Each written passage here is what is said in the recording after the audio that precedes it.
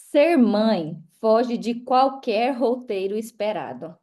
O maternar não cabe em comparações, não segue manuais. De uma coisa sabemos, que ser mãe exige presença, força e uma reinvenção constante, que só quem vive é capaz de traduzir. Ser mãe atípica não se resume a um diagnóstico.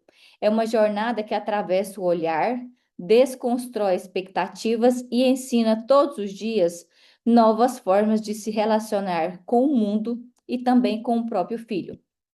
Mas, por trás de todas as terapias, adaptações e aprendizados, existe uma mulher que sente, cansa, ama e que muitas vezes também precisa se reencontrar no meio de tudo isso.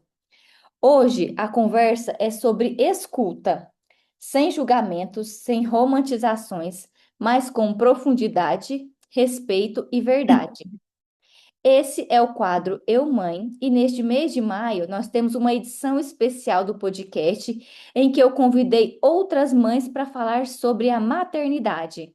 E para abrir esta conversa, eu convido a Rosália Maria, falando sobre o tema autismo, como é ser mãe de um autista, os desafios, as alegrias. Seja muito bem-vinda, Rô. Muito obrigada, Mari. Eu agradeço imensamente o convite, me sinto honrada por participar desse podcast tão singular, tão necessário e que vai nos propiciar adentrar numa esfera muito pessoal e muito profunda das mulheres, que é a maternidade. Como você disse, meu nome é Rosália, eu tenho 46 anos, eu tenho um filho maravilhoso que amanhã completa 17 anos de idade. Profissionalmente, eu sou servidora pública estadual, trabalho no judiciário, e nesse viés eu vou tentando administrar todas essas áreas da vida, que cada uma me exige um pouco mais, e com certeza a mais importante é a da maternidade. Uhum. Rô, eu queria que você contasse para a gente como é que foi o diagnóstico, porque assim, não foi imediato ao nascimento, né, do seu filho, mas conta para a gente como é que foi esse momento, quando você descobriu, como que foi um pouquinho desse processo. Então, eu confesso que eu tive uma fase de negação interna, porque a priori estava tudo certo. Na gravidez transcorreu tudo tranquilamente, não foi detectado nada, nenhuma alteração. E eu costumo pensar que eu não consigo ter clareza de quando a diferença aconteceu, quando os sintomas apareceram.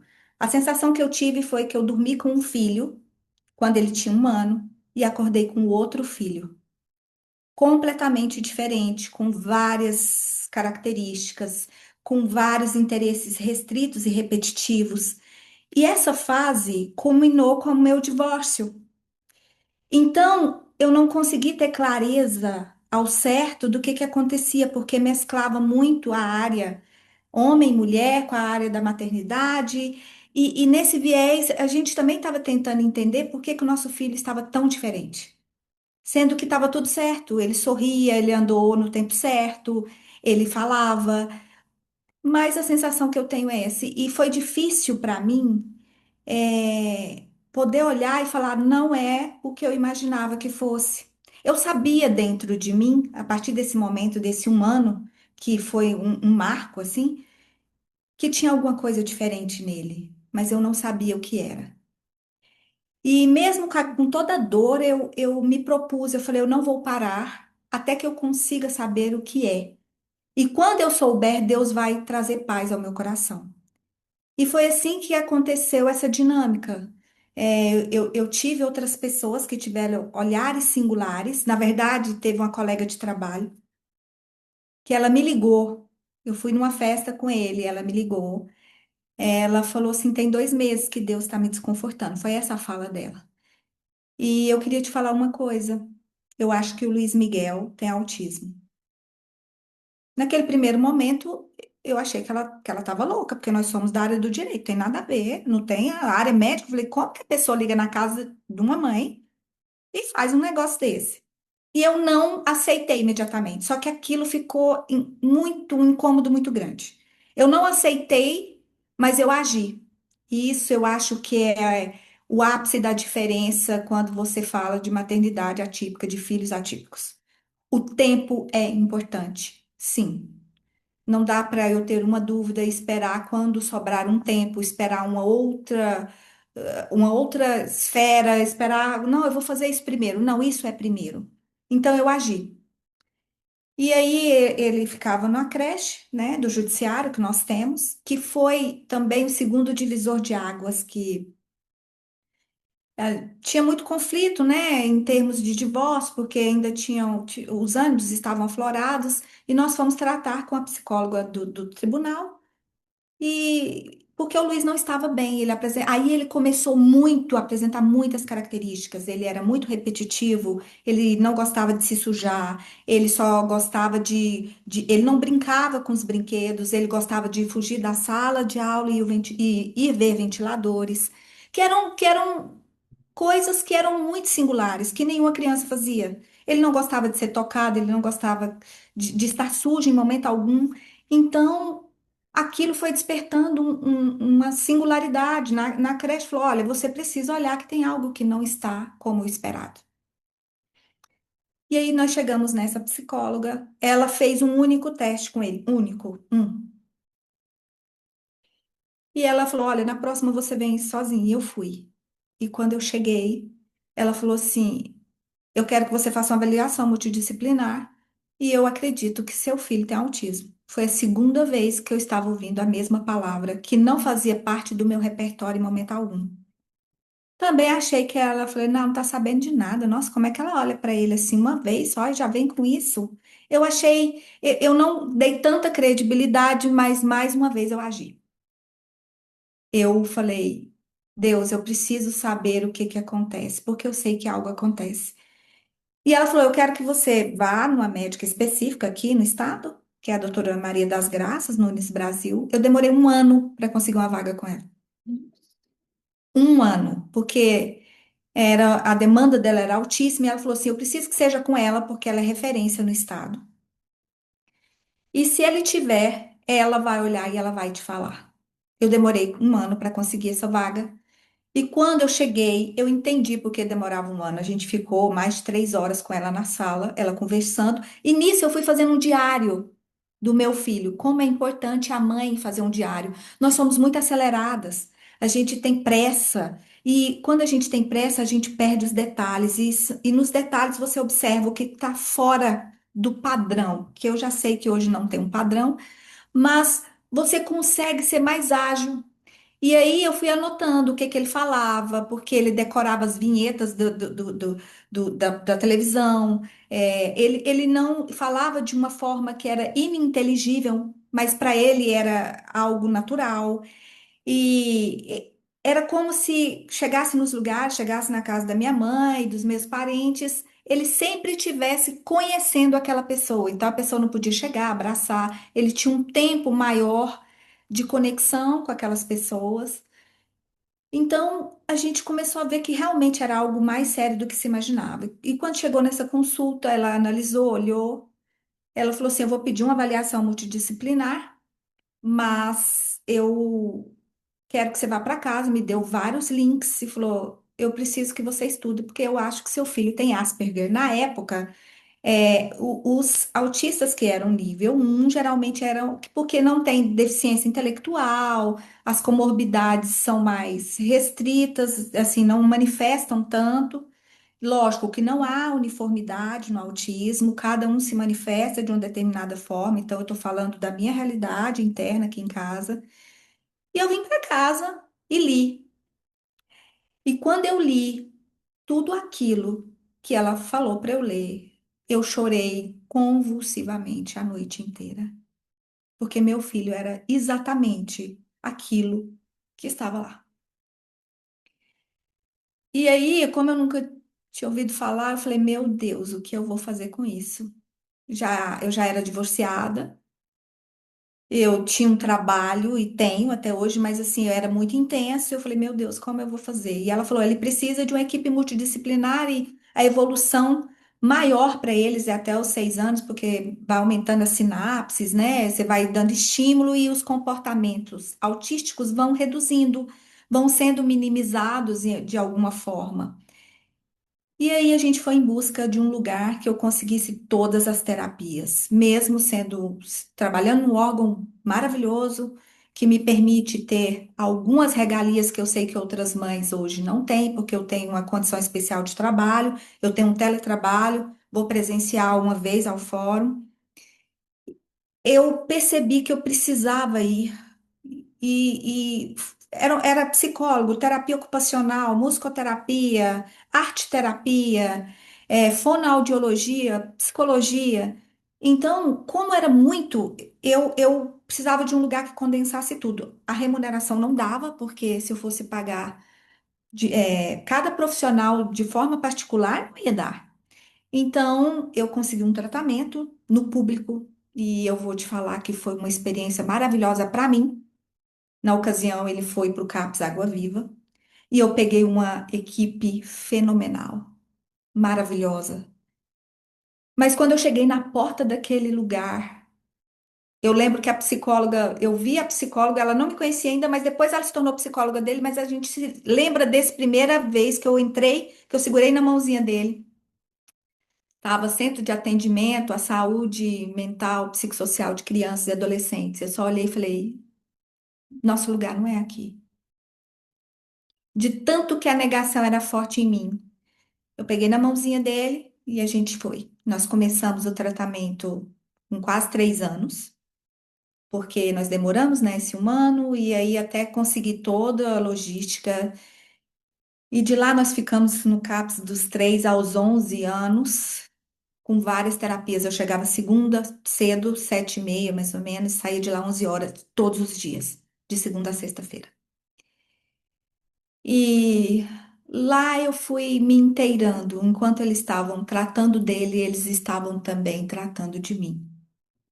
Porque era um lugar de muita dor naquele lugar, de aceitar, porque o amor passa pela aceitação, né, Mari? Uhum. Se você quer saber se você ama alguém, você precisa entender se você consegue aceitar aquela pessoa, aquele ser humano, do jeito que ele de fato é. Sem que você queira reformar, sem que você queira mudar nada, sem que você queira projetar seus anseios. E mãe faz isso, a gente projeta muito. A gente fala, eu quero que seja assim, eu quero que seja assado. Não, não. A gente não deixa que o outro se apresente. Então, aí nasce para aquela criança a cobrança da perfectibilidade, que não é nem humana, aquela cobrança, aquela sensação de rejeição, de que eu não sou o suficiente, porque se eu não estou naquele espectro almejado, naquele anseio da minha mãe, ela não me ama. Todas nós passamos por isso em algum lugar na nossa caminhada, então eu acredito que também já não caiba mais isso. Por isso a gente precisa poder amar apenas. Olhar para aquele ser que Deus te entregou e falar: eu consigo amar e melhorar o que Deus já fez, bom e maravilhoso. Mas o que que ele me traz de habilidade, o que que ele me traz de dom? Até que eu tivesse essa consciência, cometi muitos equívocos. Cobrei muito, exigi muito. Tentei utilizar as técnicas da casa de outra mãe na minha casa, e com isso eu causei muito sofrimento também para mim e para ele, porque aquelas técnicas que funcionavam nas outras casas, que a gente lê livros e livros, não funciona na minha realidade, na dele, porque nós somos diferentes, e eu acho difícil funcionar de forma prática realmente na casa de todas nós. Porque você é uma pessoa com a sua singularidade, seu filho tem uma personalidade e é outra pessoa.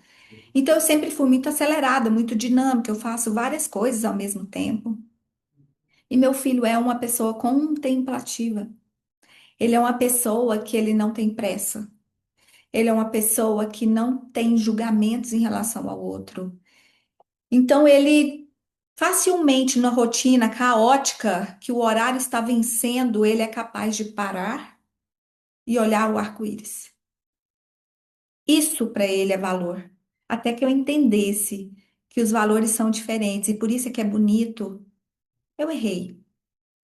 E hoje eu reconheço que teve um momento muito marcante na nossa vivência. Ele tinha 6 anos e eu perguntei para ele, eu falei, filho, eu te amo. Aí ele olhou bem no meu olho e falou assim: Você tem certeza, mamãe, que você me ama desse jeito? Na hora eu fiquei impactada, porque o tratamento, ele já tinha 3 anos de tratamento, mas ainda estava bastante comprometido, mas eu entendi a profundidade da pergunta. Uhum. E é isso que a gente tem que se perguntar: eu consigo amar aquela pessoa daquele jeito? E eu falei: sim, exatamente do seu jeitinho. Não tinha que ser nada diferente. Mas eu não sabia que não tinha que ser diferente, Deus sabia. Porque nós, como mães, a gente pensa que a gente vai ensinar, que a gente vai passar valores, passar princípios, vai educar, vai instruir. E no meu processo eu passei por várias nuances que eu fui a aprendiz e não a professora. Eu aprendi com ele. Aprendi a ser mais humana, aprendi que a felicidade é simples, está no arco-íris. Aprendi que o amor é sem apego, porque isso é muito marcante nele. Ele convive com as pessoas, mas ele não sufoca as pessoas. E quando a relação acaba, acaba. Ele não vai ficar te segurando quando acabou e a gente segura. A gente prende, a gente sufoca. Acabou, acabou. Ele deixa a pessoa ir e ele vai, porque ele sabe que vem uma próxima etapa. Então ele não tem isso do apego. Eu tive muita dificuldade de lidar com isso, de lidar com a sinceridade dos sentimentos que eles apresentam. E eu acho que por ser tão singular e por ir na contramão do que a sociedade hoje demonstra, Uhum. é que as pessoas tentam o tempo todo enquadrar os autistas em qualquer caixa que seja. Não, esse está nessa caixa tal, esse está na caixa tal.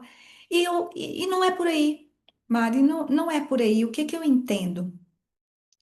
Que o profissional que mais trabalhou bem no meu filho, que mais ajudou o meu filho foi aquela que viu naquele filho, naquela criança, um ser humano. Não a técnica, não o currículo. Ah, eu fiz 1000 cursos. Não, aquela que olhou e viu um ser humano e quis se conectar com a pessoa que lá está, independente da técnica. Então, porque muito se fala de vários contextos terapêuticos que não funcionou na minha casa.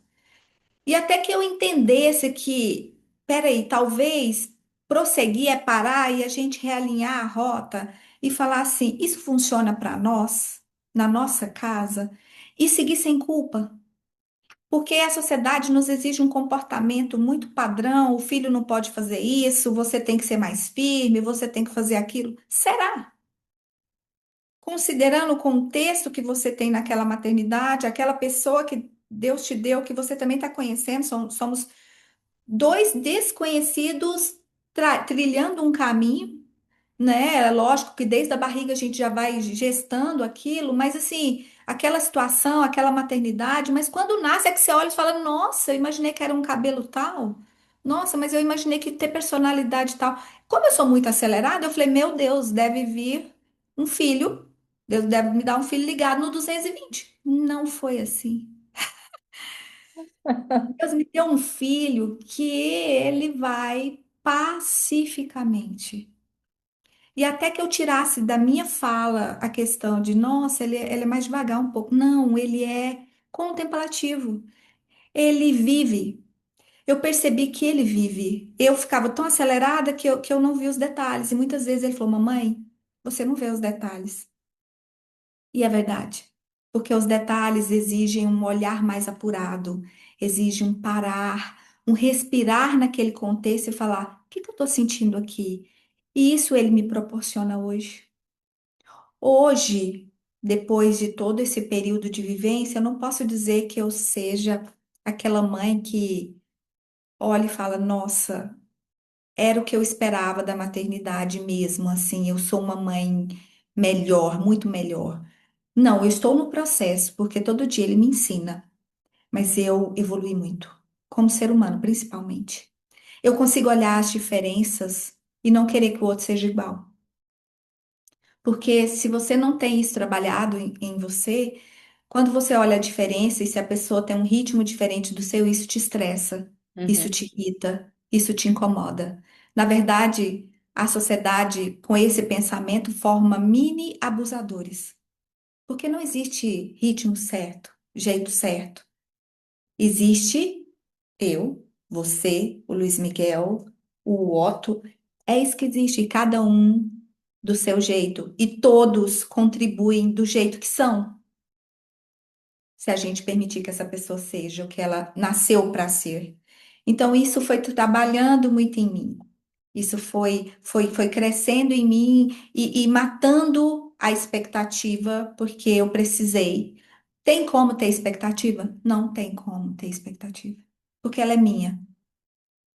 E é muito injusto você projetar essa expectativa no outro, que nasceu simplesmente com a vontade de ser amado como se é, porque é isso que eu quero também. Eu quero que o outro me ame como eu sou. Mas uhum, será que eu permito que meu filho seja assim? Eu permito que ele seja quem ele é, ainda que aquilo atisse algo em mim, algo não curado, algo não elaborado em mim? Porque os nossos filhos nos apresentam aquilo que precisa ser trabalhado também. Não, não há erro. Nessa fase, eu acredito muito que o projeto divino é sábio. Então, no início, eu falei, meu Deus, por que eu? Foi a pergunta que eu fiz quando eu descobri o diagnóstico. E hoje eu falo, por que não eu? Por que não eu? Deus, que bom que você me tornou uma pessoa melhor depois dele. Se eu não tivesse vivido essa experiência, talvez eu ia estar bem aquém de humanidade, bem aquém de conhecimento, não só técnico, porque eu precisei estudar muito para entender o autismo, até para saber quando um terapeuta pode contribuir no nosso processo e quando não, ainda que ele seja, que ele tenha PhD na área. Pode ser que ele tenha, mas no nosso processo não funciona. E é isso. E eu consigo ter essa clareza e falar obrigado, mas não. Porque o bem-estar dele é prioritário. Ele estar bem é prioritário. Eu acredito que para as mães o que importa mesmo, o que importa é que o filho seja feliz. E a gente tem que se perguntar todos os dias se os nossos comportamentos e as nossas projeções são condizentes com aquilo que a gente fala que quer para o nosso filho. Porque às vezes não. Muitas vezes não, na verdade. oh, nossa, eu até fiquei emocionada aqui, porque é muito disso, né? A gente projeta no outro as nossas expectativas, o que a gente espera do outro, o que a gente espera do comportamento do outro. E a gente faz isso em relacionamento, a gente faz isso com os nossos filhos, com relação às amizades. Então, é, eu não consigo dimensionar o quanto esse processo foi difícil, né? E ainda é, né? Porque ele é uma coisa que você vive diariamente. Mas é aquilo que você falou, o quanto isso contribuiu para o seu crescimento, para a sua evolução, que é aquilo que a gente fala muito, né, nos bastidores, quando a gente está conversando. Estamos no processo de evolução. Eu tenho feito isso. Falo para você, Rô, tô fazendo isso aqui, deu certo para mim, tenta aí. Então, eu acho que essa conversa vai ser muito transformadora. Esse podcast ele vai vir. E eu, assim, eu espero de verdade que venha para curar muitas outras mães. Por isso que eu estou fazendo essa versão especial, justamente porque eu pedi uma orientação, eu conversei com Deus, falei, o que que a gente pode fazer a mais para a gente poder contribuir com essas mães, né? E eu acredito muito no processo da fala, é uma terapia, né? É, a vida tem seus desafios, mas ela também tem sua beleza, né, Rô? Tem. Mas nesse processo eu preciso ser muito sincera. Se eu ainda choro, eu choro. Ainda é muito difícil, muito difícil. Você consegue agradecer o autismo? Não, não. Não pelo autismo em si ou pelo Luiz Miguel, mas pela sociedade, porque ela torna as coisas mais difíceis. ela ainda está caminhando, ainda bem que está caminhando em passos lentos. A gente vai melhorar nesse sentido muito, eu creio nisso, mas eu consigo ter clareza de que o autismo não é algo tranquilo e que eu consigo olhar e falar, nossa, eu agradeço imensamente. Não. Eu aprendi a colocar o autismo no lugar em que ele merece estar, que é no lugar de reconhecimento, no lugar de olhar para ele e falar: tudo bem, você está aqui, você faz parte, e o que que a gente pode fazer com isso? Porque o Luiz, ele tem muito mais do que só o autismo. Mas quando a palavra autista chega primeiro, todas as outras limitações e descredibilidades que a sociedade implanta socialmente, chegam primeiro, não permitem que ele se apresente como ele de fato é, que é um ser humano incrível, incrível, com a profundidade, com um senso de ética, de retidão, de cumprimento de regras, de respeito ao outro, de não julgamento. Mas isso não é visto porque quando se fala autista já subentende uma limitação. E eu questiono, será? Será mesmo?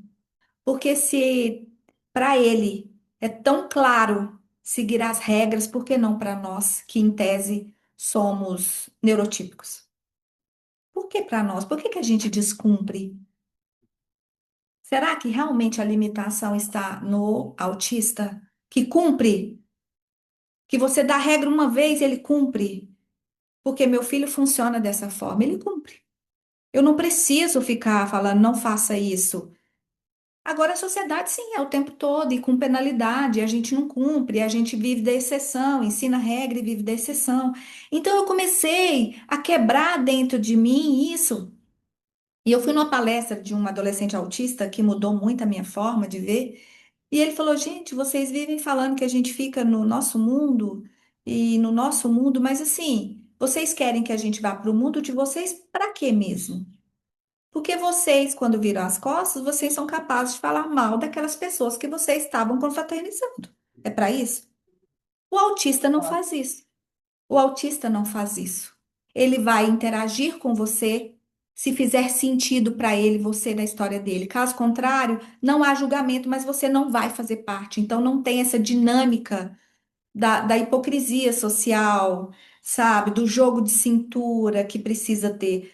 Não, eles são verdadeiros. Por Hum. isso que quando há uma conexão, ela de fato existe. Eles apresentam uma forma de amor que ele não está ali para tomar algo, ele está ali para partilhar. E nós estamos caminhando em passos muito lentos em relação a isso.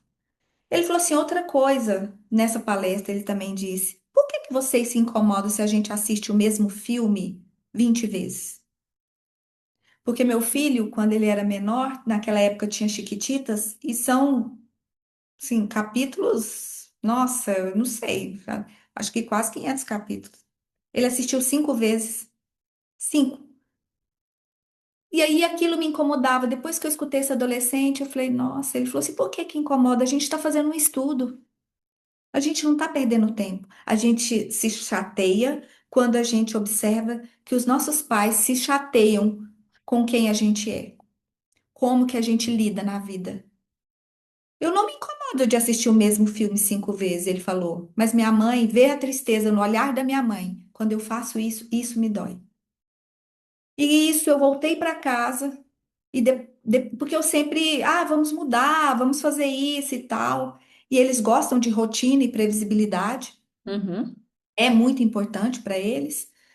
E aí, depois disso, eu permiti que ele assistisse 5 vezes. Se ele quiser assistir o filme 20 vezes, porque isso traz uma regulação interna, isso faz bem para ele, por que não? Porque para o padrão societário não pode, porque tem que estar fazendo outra coisa, o que que ele teria que estar fazendo? Então, são muitos questionamentos que a gente tem que fazer com aquilo que nos é imposto como certo, porque no meio de uma dinâmica social que as pessoas estão falando isso é que é o certo, as pessoas estão adoecendo. as pessoas estão perdendo a vitalidade, as pessoas não contemplam mais as coisas, as pessoas maltratam os outros. Então, se meu filho é um ser humano bom, porque isso ele é, ele cumpre as regras, ele é um bom filho, ele é um bom aluno, ele é um ser humano que não faz mal para o outro ser humano, eu preciso modificar até que ponto? Até que ponto realmente eu preciso que ele seja assim ou assado? Considerando que a premissa é o padrão e não existe padrão. E ninguém é bom em tudo. Na verdade, o que se diz bom em tudo é o mediano. A sociedade nos obriga a ser bom em tudo. Na verdade, a sociedade está cheia de gente mediana. Aquele que é bom de fato, ele tem expertise em uma coisa. E eles têm o hiperfoco. Então, ele tem aquilo que ele olha e fala, nisso é fácil para mim. Por quê? Porque eu nasci nesse contexto, isso é singular para mim e eu realizo com tranquilidade. Todos nós temos, mas a gente perde isso na primeira infância, porque o nosso modelo educacional nos exige que você seja bom em tudo e provavelmente você não é. Então você já cresce com a frustração de incompetência, de incapacidade, de inabilidade que nos é plantado, ao invés de olhar para aquele ser humano e falar, nossa. Esse aqui vai ser artista, por quê? Porque é dom natural dele. Nossa, esse aqui é música, é o dom natural dele. Nossa, esse aqui é excelente com marketing. Nossa, olha como é que é. Nossa, isso aqui é ótimo em direito, ótimo em medicina. Então, eu comecei a questionar e quebrar alguns paradigmas daquilo que é isso que funciona. Eu acho que não existe isso que funciona para todos. Uhum, Não parto dessa premissa. Eu não acho que todas as técnicas terapêuticas funcionem, mas eu consigo olhar para o meu filho quando ele está numa dinâmica com um terapeuta e olhar, aquilo faz sentido e aquilo não faz sentido. Aquilo é mais dor do que tratamento. A partir do momento que eu vi que era mais dor do que tratamento, tá errado. Aí eu promovi mudanças, trouxe pessoas mais humanas que tinham não só o diploma, a técnica, mas tinha humanidade. Ela estava prestando aquele serviço por amor e via que aquela pessoa que precisava daquela contribuição terapêutica é um ser humano que precisa ser ouvido também. E nesse processo a gente vem seguindo com várias terapias. Elas vão mudando porque à medida que eles vão crescendo, vão apresentando algumas diferenças, e nessas diferenças a gente precisa já entrar, implementar uma dinâmica terapêutica para que possa dar mais qualidade de vida para ele. Mas hoje em dia, como ele já vai fazer 17 anos, tudo estritamente com mais alto respeito daquilo que Luiz, o que que faz sentido? Sim, sim, não, não. Por quê? Porque eu quero criar uma pessoa autônoma. E é isso que é o nosso projeto. Uma das angústias da maternidade atípica é a preocupação. Quando eu não estiver aqui mais, como que ele vai fluir na vida? Como uhum, que vai ser o caminhar dele? Então, eu sempre peço a Deus que ele possa cruzar com pessoas gentis, com pessoas que possam entender que ele é bom e ele é capaz e ele é eficiente desse jeitinho, do jeito que ele é. E para isso eu trabalho autonomia, dinâmicas que permitem que ele possa entender como é que é o fluxo da vida, para que eu possa também ficar tranquila quando a minha hora chegar, porque eu sei que ela chegará. Mas que eu perceba que, nossa, cumpri meu papel, por quê? Porque ele é autônomo, ele consegue fluir na vida sem que fique em situação de vulnerabilidade. uhum, Então, isso eu vejo que é o mais singular para nós, mães atípicas, porque a gente não há um preparo social para isso, a gente fica muito, aquela dinâmica familiar fica muito sobrecarregada com tudo, porque exigem várias terapias, tem o contexto financeiro que precisa ser enfrentado, mas o suporte para isso social é muito falho ainda, é muito escasso. Então acaba que a gente se ajuda, as mães atípicas se ajudam. Às Uhum, vezes, quando uma precisa descansar, a gente acaba se aproximando e permitindo que ela tenha esses momentos que são só delas, que é muito importante também, né, Mari? uhum, Porque a pergunta que não quer calar e que a sociedade não enfrenta com profundidade é: quem cuida de quem cuida? Quem cuida de quem cuida? Era exatamente essa pergunta que eu ia te fazer agora, Rô. Diante de todas essas adaptações, mudanças, as terapias, todo esse caminhar com o seu filho, né, com o Luiz Miguel, como que fica a Rosália? Como é que fica o lado mulher?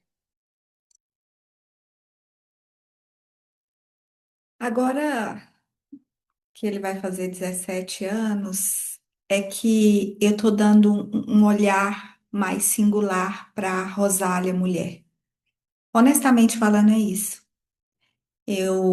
Quando eu me divorciei, ele tinha 1 ano e eu foquei toda a energia que eu tinha para o tratamento, para buscar novas terapias, para a evolução dele, para entender como que ele funcionava, porque como que o cérebro dele funcionava, como ele entendia as coisas.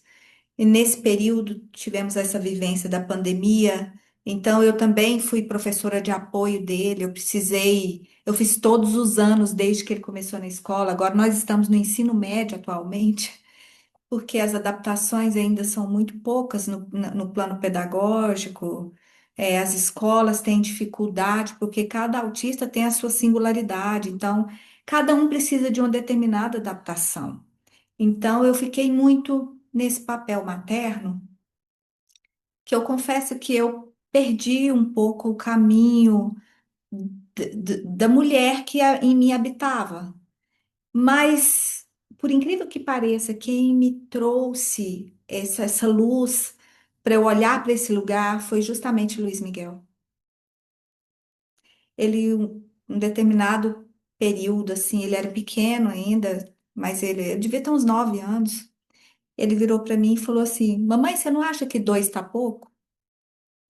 Porque sempre éramos assim, eu e ele, Uhum. eu e ele. E ele olhou para, aí eu olhei para ele e falei assim: Tá pouco, Luiz? Ele falou assim: Eu acho que tá pouco. E aí nessa hora eu falei: Meu Deus, pode, pode ter mais gente. Nós podemos trazer mais pessoas. Outras pessoas podem caminhar conosco. E aí eu comecei, não é que houve essa abertura, porque não houve nesse momento, confesso. Porque quando você tem um filho com alguma especificidade, você tem muito medo. Você tem medo porque pode ser que a autonomia chegue, que a gente trabalha para essa possibilidade, mas pode ser que não. E o que que você vai fazer se essa autonomia não chegar? Você vai continuar fazendo o que você já está fazendo.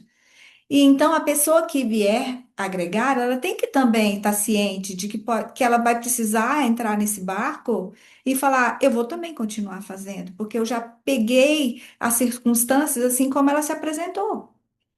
E muitas vezes a gente acaba postergando e renegando para o segundo momento o feminino, a mulher, a área afetiva, porque muitos pais vão viver outras histórias. A gente tem muito relato disso, né?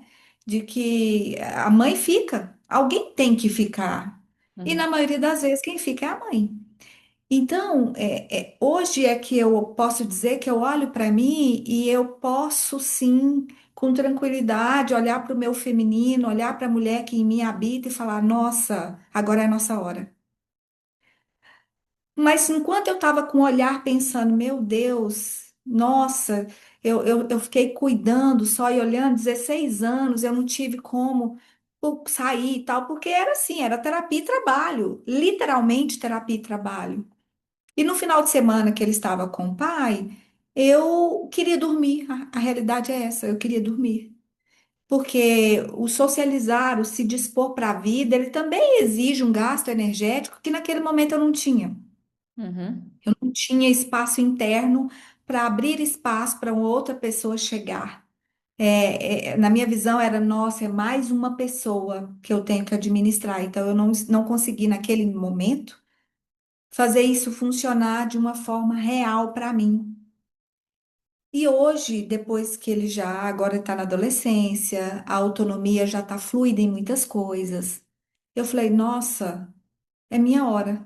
Eu já venho caminhando para isso, acho que já tem uns 2 anos, que eu tenho olhado e falado, nossa, que legal que a gente está com essa idade hoje, porque a gente sempre fica com um olhar no passado. Nossa, eu tenho não sei quantos anos, passou para mim. Não, gente, não passou nada. Considerando a expectativa do brasileiro, eu provavelmente nem cheguei na metade da vida. Então, o que que eu vou fazer com essa outra metade? Porque a outra que já foi, já foi. E eu fiz o melhor que eu tive, com as condições que eu tive, com o nível de consciência que eu tive. Hoje eu tenho essa clareza, eu tenho mais amorosidade comigo. Eu também não me puno daquilo que eu não consegui priorizar. E a área afetiva eu não consegui priorizar naquele momento porque não tinha espaço para isso. Agora, a mulher, não. Uma coisa que eu aprendi muito é: você não tem como cuidar de ninguém se você não se cuida primeiro. E as mães invertem facilmente esse papel e o tempo todo a gente faz essa inversão. E o que é ruim, porque também a gente ensina para o próprio filho que primeiro é o outro, porque ele aprende por espelhamento. Uhum. E se a gente quer ensinar que o primeiro para ele tem que ser ele, tem que ser o bem-estar dele, o cuidado dele, não de forma egoísta, mas de forma preservativa da sua própria sobrevivência também, porque a gente sabe como é que é o funcionamento da sociedade. Você tem que ser primeiro, porque você vai ensinar com a sua ação. Então eu comecei a olhar que a Rosália, mulher, está aqui. A Rosália, criança, também está aqui. Então, eu permiti que o Luiz me visse chorando, porque às vezes a gente quer tanto aliviar, em tese, uma carga de um filho, que a gente acha que é uma carga, e talvez eles só queiram nos ver humanos mesmo. Na nossa vulnerabilidade, falar, eu estou chateada também. Você fica chateado, filho? Eu também fico. Nossa, eu estou frustrada. Na adolescência, eles têm muito esse negócio de noção de, né, de corpo, de como que meu rosto tá. Eu não queria ter essa altura, eu não queria ser dessa cor. Porque a gente sabe que o ensino médio é um mini mundo, né? Uma mini selva. E nessa mini selva, e nessa mini selva a gente já vai sendo capacitado para a vida adulta. Que aí é o bullying, é a conversinha e tal.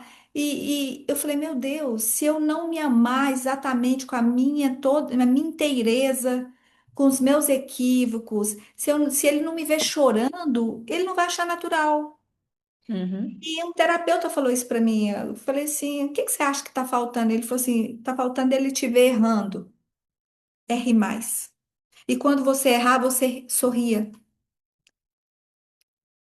Tenha gargalhadas desse erro.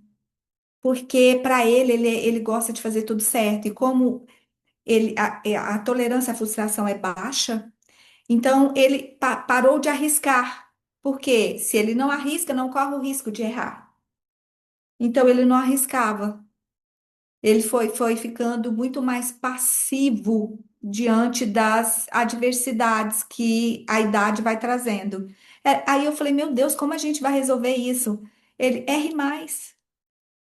E se ele estiver errando, ele vai ver que é comum. Porque às vezes a gente acha que o saudável é esconder os erros, né? Não, meu filho não pode me ver cometendo esse equívoco. Por que não? Faz parte da nossa humanidade. Talvez a nossa tolerância aumente em relação aos outros, se a gente também se permitir errar, se a gente falar, nossa, eu errei mesmo, olha. E então eu comecei a trazer um pouco mais de leveza para mim. Porque no processo eu perdi um pouco, eu precisei estar, em tese, enfrentando várias guerras, com plano médico, com alguns terapeutas, com várias, com escolas, porque a gente sabe que ainda há muito obstáculo sobre isso, há muita dificuldade. Os nãos são mais vastos do que o sim, então eu precisei várias vezes estar guerreando e eu perdi aquilo que é inato em nós, no feminino, que é o fluir, que é a leveza, porque a gente é leve como a água, a gente vai caminhando e a gente vai abrindo caminhos onde caminho não há. E agora é que eu posso olhar e falar, nossa, eu consigo ser leve novamente. Por quê? Porque eu fiz um bom papel, eu fui presente. E não é só presente de fazer, cumprir o protocolo, mas é presente de olhar para aquele ser humano e entender também que no olhar dele aquilo é não. Não, não é isso, eu não quero isso. Isso não faz sentido para mim. Então eu tô aos poucos, meu filho fala pouco, né, Mari? Ele é muito silencioso. Ele não tem essa dinâmica de um diálogo fluido, ele não tem nenhuma dificuldade na fala, nenhuma dificuldade cognitiva, mas ele não fala muito. Então, eu precisei também trabalhar a minha ansiedade neste lugar. E aí, ele me retomou para os meus hobbies, na verdade, porque o que que ele fez? Eu falava assim, Luiz, vamos fazer isso aqui. Ele falou assim, mamãe, vai lá no seu quarto ler seu livro. Eu amo ler. Então, ele me convidou a fazer essa retomada e falar, me deixa aqui um pouquinho, mamãe. Tá tudo bem. Eu só quero que você vá fazer aquilo que também você nasceu para fazer. Vá ler seu livro. Vai sair para tomar o café com as suas amigas. Quando eu falo, vamos sair, Luísa, eu vou com uma amiga tomar café. Ele, não, as mulheres precisam conversar. Ele fica. Gente, olha. Ele fica. E foi maravilhoso porque ele permitiu que eu pudesse ir sem culpa. Porque a gente se sente culpada, eu não poderia estar fazendo isso. Por que não? O filho não quer um sacrifício genuíno, ele quer uma mãe feliz. Uhum, Ele quer uma mãe que ele olha e fala: Nossa, eu também sou feliz, eu faço as minhas coisas também. Não é aquela mãe que está o tempo todo abrindo mão das próprias coisas para o bem-estar daquele filho. Ele não te pede isso, e isso é muito pesado para ele. uhum, sim. Então, agora que eu tô olhando mais, é que eu me permito sair mais, sabe? Tomar cafés, ir a livrarias. Às vezes, ficar sozinha. Às vezes eu tô deitada e ele vê que eu tô deitada, ele às vezes precisa de alguma coisa, ele não me chama, Mari. Ele espera o meu momento. Ele espera que eu levante, ele espera que eu possa sair do quarto, que eu possa estar apta a conversar. Tem hora que eu falo, a mamãe não consegue agora. Quando ele me vê chorando, ele pergunta, eu falo, agora não é o momento, ele espera. Então há um respeito nessa relação que me permitiu retomar o meu lugar como ser humano também, porque em alguns momentos, se a mãe não consegue conciliar de forma saudável isso, ela deixa de existir nesse contexto e a maternidade se sobrepõe a todos os outros papéis. E o Luiz não, o Luiz me permite ser. Ele entende que eu vou chorar e ele não me sufoca nesse lugar. Ele não tem aquela atitude de invasão, que é a atitude que em muitos momentos muitas pessoas têm com ele, que eu tinha também achando que eu estava ajudando. Não, você tem que fazer isso. Faz sentido para mim, não faz sentido para ele. Eu gosto do social, eu gosto de estar com amigas, eu gosto de conversar, de tomar café. Eu gosto dessa interação. O Luiz não, para ele gera uma sobrecarga sensorial e ele chega à exaustão. Então, hoje eu vejo que, na verdade, ele mais uma vez me retomou para o lugar que eu tinha que estar, que era mamãe. Você não é igual a mim, nós somos diferentes. Então, se você gosta disso, faça isso. Se você quer isso, faça isso. Então, agora que eu estou podendo olhar para mim com leveza, com essa fluidez, com esse sorriso. Não tem como você cuidar, Mari, se você não se cuida. Porque são duas pessoas precisando de ajuda naquele contexto. E é muito interessante que alguém olhe de fora e fala: Oi, você não tem condição de cuidar porque você não está nem se cuidando. Porque se a mãe ela não estiver atenta, ela passa dias sem lavar o cabelo, que é o primeiro sinal de que está tudo errado.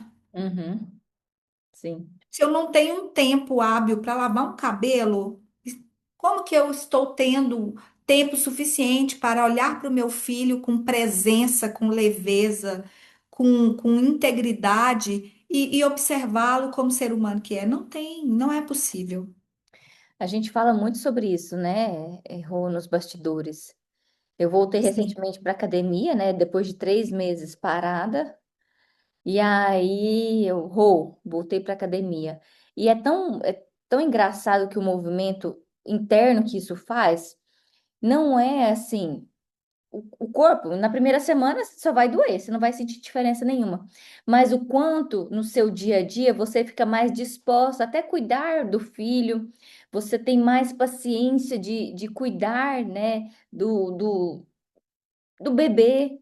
Então, nós, assim, a gente se perde nesse maternar, principalmente nos primeiros meses, que o bebê demanda 100% de você, que ele não come, ele não sabe trocar fralda, nada. Mas é muito fácil a gente se perder nesse caminho, mas a gente o tempo todo tem que se lembrar que antes de ser mãe, nós fomos mulheres. Nós somos mulheres, porque ainda somos. sim. E para que eu pudesse vivenciar isso, porque também chega uma hora que quando você se negligencia muito, ainda que você utilize a frase que é em prol do outro, e que o outro não quer de jeito nenhum, porque ele quer uma mãe feliz, no caso a gente está falando da maternidade, eu comecei a tirar pelo menos 1 hora por dia para mim, todos os dias. Para fazer o quê? Às vezes nada. Às vezes eu fico sentada, silenciosa, com a televisão desligada, fora das redes sociais. Com quem? Com a Rosália. E eu vou sentindo o que que o corpo sente. Nossa, eu tô angustiada, por quê? Eu tenho uma conversa comigo. É, eu me proporciono pequenos mimos. Nossa, eu quero comer essa comida. Com quem? Comigo. Nossa, eu quero pintar. Nossa, você vai fazer. Por quê? Para mim.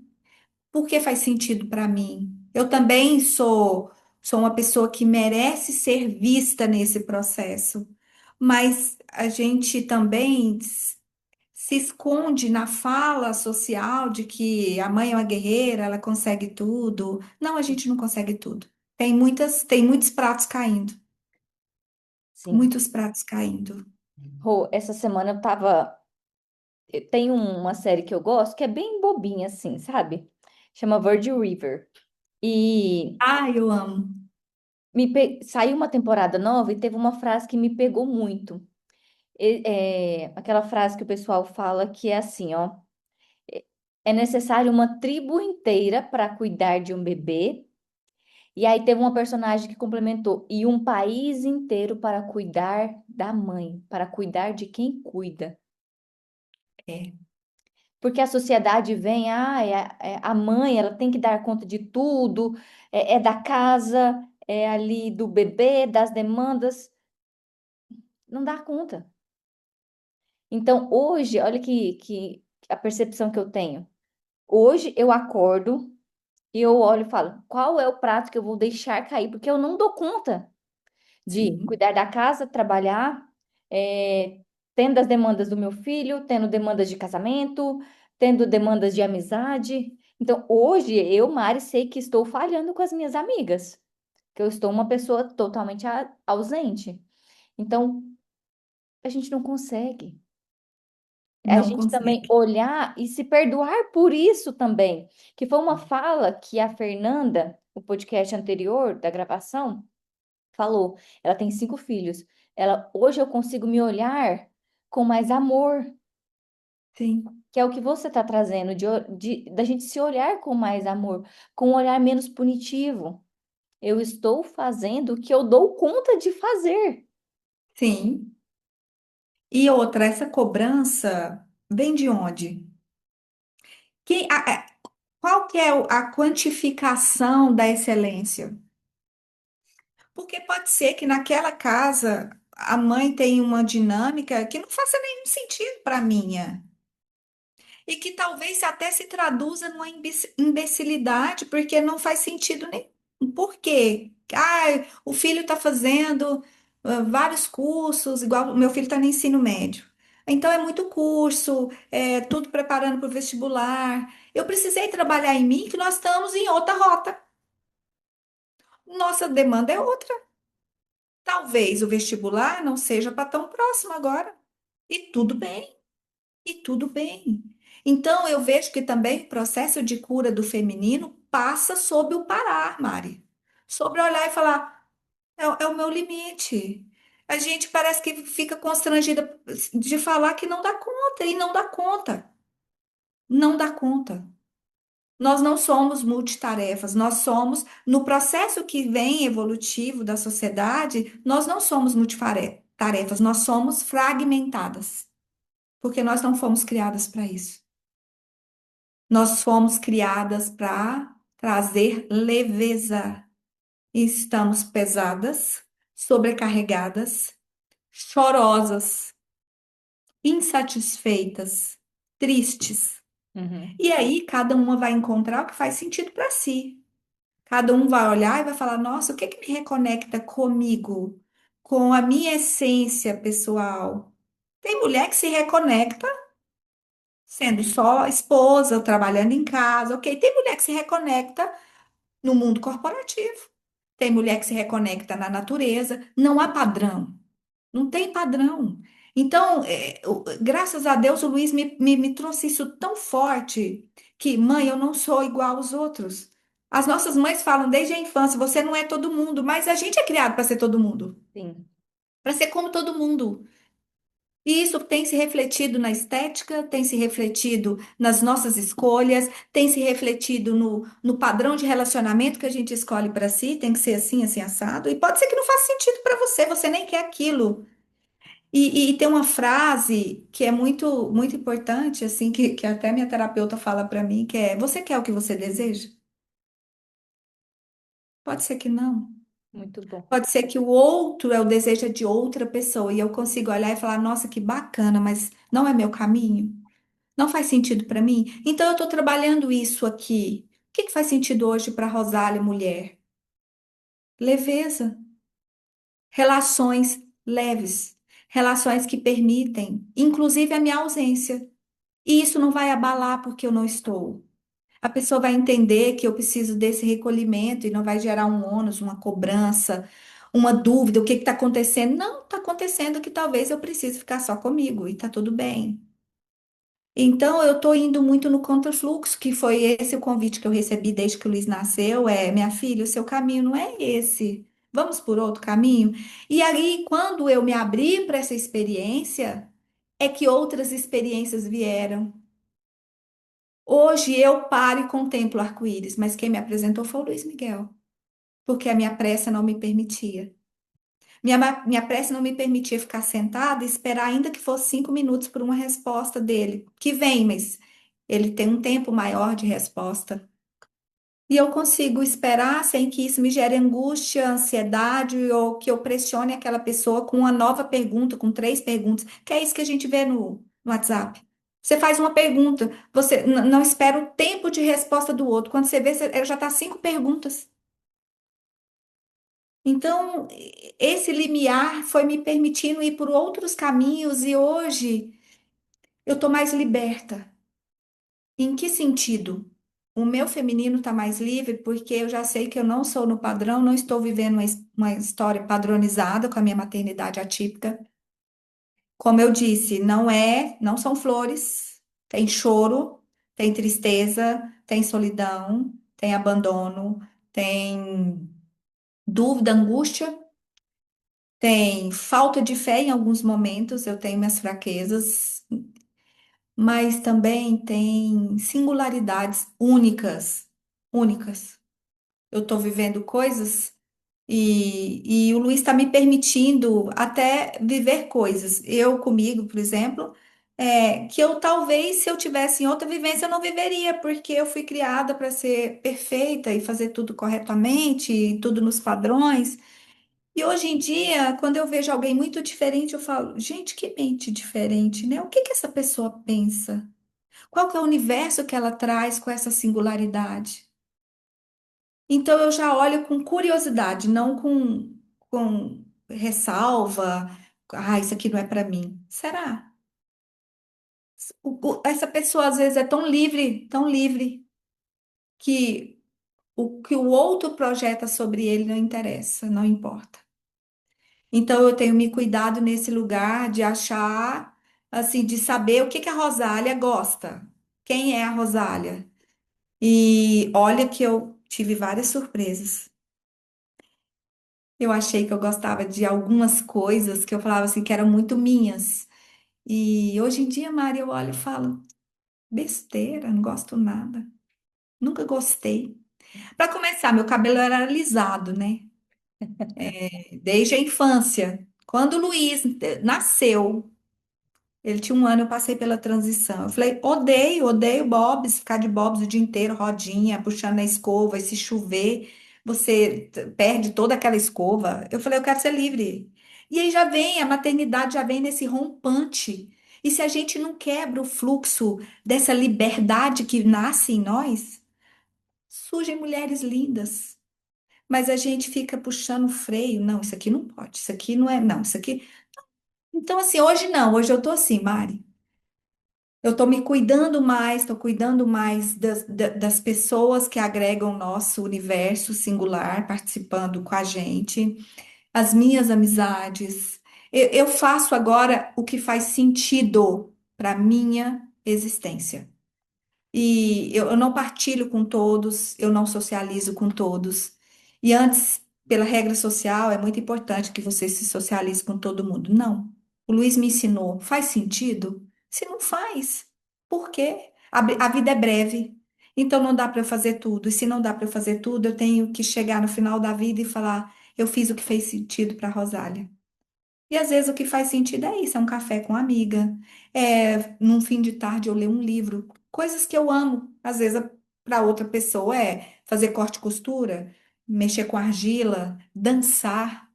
Tudo isso traz um renascimento do feminino. E isso tem me curado, porque durante esses processos eu também me permito chorar e falar: nossa, quantas vezes eu quis que fosse diferente? Mas eu não sei se o diferente me permitiria também estar com o grau de profundidade que eu tenho hoje como ser humano, que essa busca me trouxe, com as lágrimas me trouxeram isso também. Então, hoje, como eu te disse, não agradeço o autismo, mas eu agradeço imensamente o Luiz Miguel, porque ele é mais do que o autismo.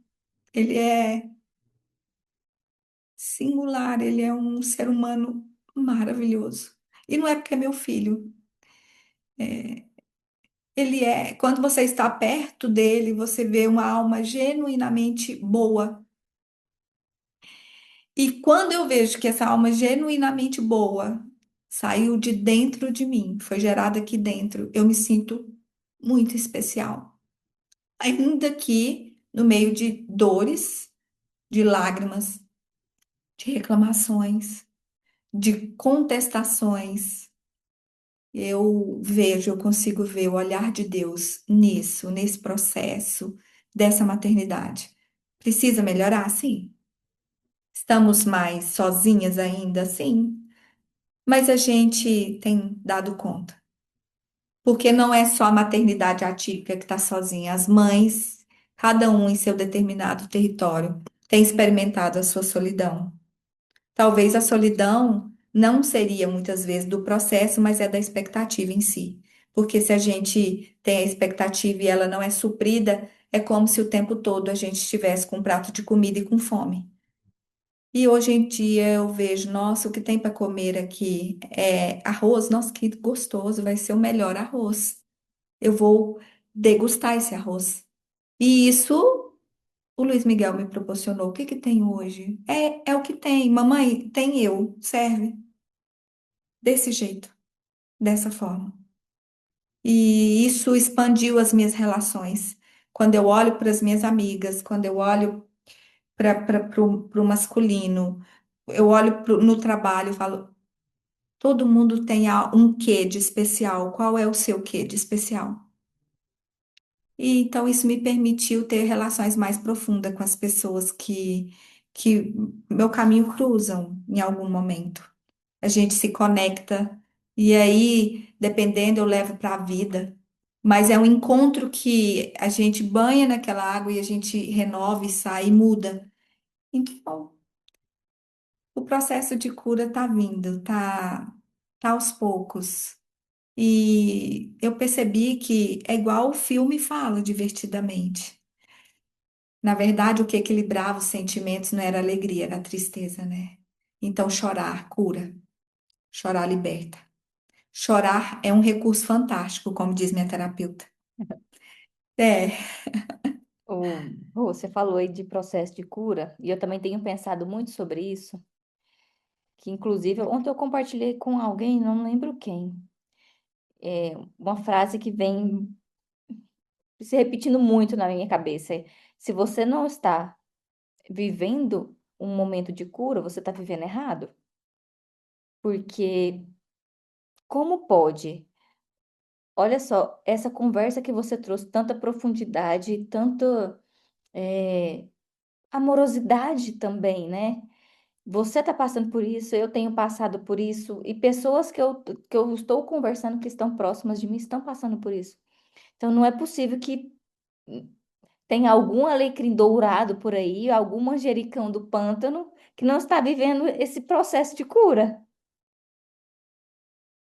sabe o que que eu vejo? Tem muita resistência, Mari, também, porque quando a dor é apresentada a nós, a gente tende a fugir dele. A gente quer exercitar a fuga, né? Que é o nosso instinto de preservação e de sobrevivência primário. Mas eu comecei a entender que a cura vem do processo inverso. É de você justamente parar, encarar aquela dor, aquela angústia e chamá-la para um café. Vamos conversar? Por que que você está aqui? Por que que isso me desperta isso? Por que que eu me sinto dessa forma? E isso é muito inato no feminino, só que a gente tem perdido isso para ficar muito no intelecto, muito na racionalidade, que é importante que se use no momento adequado, sim, mas o que que já é nosso? A nossa singularidade é o sentir. Uhum, Então, quando eu vou para esse lugar, e convido essa dor para sentar aqui e a gente bater um papo, nossa, eu consigo ver coisas incríveis, extrair lições maravilhosas. Não estou dizendo menos doloridas, não é uma apologia ao sofrimento, jamais. Mas já que não tem como fugir, porque tem horas que não tem, nesse processo da maternidade atípica não tinha. Era isso mesmo. Ah, não, não tem como ter um erro, um equívoco. Não, era isso mesmo. Várias vezes eu perguntei, mas será que não pode, né, ter um, né, não pode mudar? Será que não foi um erro no diagnóstico? Não, é isso mesmo. Eu percebi que quanto mais eu ficasse batendo nessa tecla, menos eu poderia aproveitar a caminhada com o Luiz. E eu sei que é breve, porque ele está se tornando adulto, e pode ser que tenha momentos que a gente tenha, assim, daqui para frente a gente não tem tanto esses momentos. Ele vai viver outras coisas, outras experiências. Então, quanto menos eu resisto, mais eu olho para aquilo que se apresenta e falo, é isso mesmo. Então, o que que eu faço com isso? O que que eu faço com esse abacaxi que me entregaram? Isso pode ser em qualquer área da vida, sabe, Mari? No uhum, trabalho, nas relações, na maternidade. Aí eu posso ver o quão lindo pode ser se eu não resisto.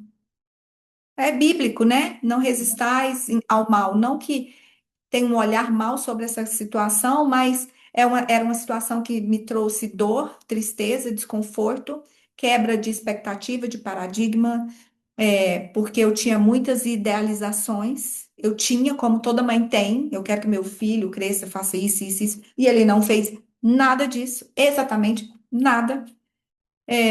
De aprender a conversar com ele, que foi uma das coisas que ele me ensinou muito, e que eu agora estou capacitada nesse lugar, mas por ele, porque ele me ensinou. A linguagem não verbal. Quantas coisas são ditas no silêncio? uhum, Quantas coisas são ditas no silêncio? Então, o amor se percebe, talvez, quando eu cesso falar. A dor se percebe quando eu me silencio. O pedido de ajuda de alguém no trabalho, na rua, pode ser visto se você consegue ter a singularidade de olhar além da linguagem verbal, de olhar mesmo, de perceber aquele ser humano. E isso a maternidade atípica me trouxe. Então, eu resisti um pouco, mas quando eu falei é isso mesmo. Então, eu chamei essa parte da minha vida para conversar e a gente tem dialogado desde então. Tem dia que eu falo, hoje eu não consigo. E eu choro. Como eu te disse, chorar é um recurso fantástico, cura. E amanhã é outro dia. Eu falo, vamos de novo? Vamos. Hoje eu tô melhor. Então, e a gente vai. E vai seguindo. E toda vez que eu falo sobre o Luiz, eu não consigo imaginar a minha vida, o quão minha vida era vazia antes do Luiz. Ele trouxe movimento, Mari. Deus dá o filho certo para todo mundo. Ele trouxe movimento, muito movimento. Eu sou uma pessoa que eu gosto muito de linearidade, eu sou acelerada, mas na vida eu gosto de coisas mais lineares, de tranquilidade. E com ele não é assim, porque cada dia eu posso ter um filho diferente. Como cada mãe também, mãe de neurotípicos também, uma hora a criança está mais estressada, outra hora. Isso é do ser humano. É natural em nós a gente mudar e mudando. Só que não, só que a gente espera que todos os dias da vida a pessoa tenha aquele comportamento, seja daquela forma. Rô, eu fiquei muito feliz com a nossa conversa, de verdade. Eu falo que esse podcast é minha terapia, e de fato é. Porque eu acho que quando a gente olha para o mundo com a visão do outro, a gente expande. A gente sai daquele ponto de vista limitado, expande a nossa visão. Eu acredito muito no processo de cura quando a gente fala. E obrigada por hoje, por essa conversa incrível, maravilhosa, profunda. Você sabe que eu amo a sua vida, você está aqui no meu coração bem guardadinho. Oh, minha amiga, muito Quero, obrigada. eu quero te ver nesse podcast ainda no Eu Mulher. Sim, eu agradeço, já aceito o convite. Minha amiga, muito obrigada por me permitir partilhar com você esse momento que foi tão enriquecedor para mim, porque eu sempre tenho a máxima que mulheres crescem com mulheres. Enquanto eu estou falando para você sobre a minha vivência, eu também estou me curando, e a outra se cura, e há um curar coletivo entre nós. Então, eu te agradeço muito, me sinto honrada. Eu quero que você saiba que eu também amo a sua vida e que você foi um presente para mim e que a gente se conheceu em situações inusitadas. E é isso que Deus faz. Se a gente estiver aberto, as pessoas que a gente leva para a vida aparecem em momentos inusitados. Obrigada, minha amiga. Eu te amo, Deus te abençoe. Amei partilhar com você. Um beijo, fica com Um Deus. beijo. Com Deus.